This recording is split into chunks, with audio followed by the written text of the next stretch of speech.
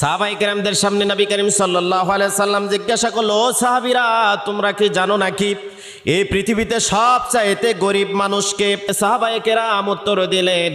যে এই পৃথিবীতে সবচাইতে গরিব মানুষ হচ্ছে ওই ব্যক্তি যার টাকা নাই, অর্থ নাই, সম্পদ নাই, যার জমি জমা নাই, যার কোনো ব্যবসা পরিকল্পনা নাই, যার পকেটে টাকা থাকে না, সে তো সবচাইতে গরিব মানুষ। নবী করিম সাল্লাল্লাহু আলাইহি সাল্লাম বললেন, না,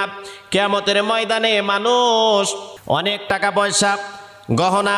দুনিয়াতে ধনভাণ্ডার ছিল, কোটিপতি ছিল, প্রাচুর্যের মালিক ছিল, ডাক নাম যশ খ্যাতি সব কিছুই ছিল, কিন্তু কিয়ামতের ময়দানে ওই বান্দাটার আমল ছিল না। যেই বান্দার আমলবিহীন ছুরি, তলাবিহীন ছুরি নিয়া যে বান্দা কিয়ামতের দিনে উপস্থিত হবে, ওই বান্দাটাই কিয়ামতের দিনে সবচাইতে অসহায়। কিয়ামতের দিনে যার নামাজ ছিল না, যার রোজা ছিল না, যার হজ ছিল না, যার যাকাত ছিল না, যার দান খয়রাত ছিল না, যে শুধু মিথ্যা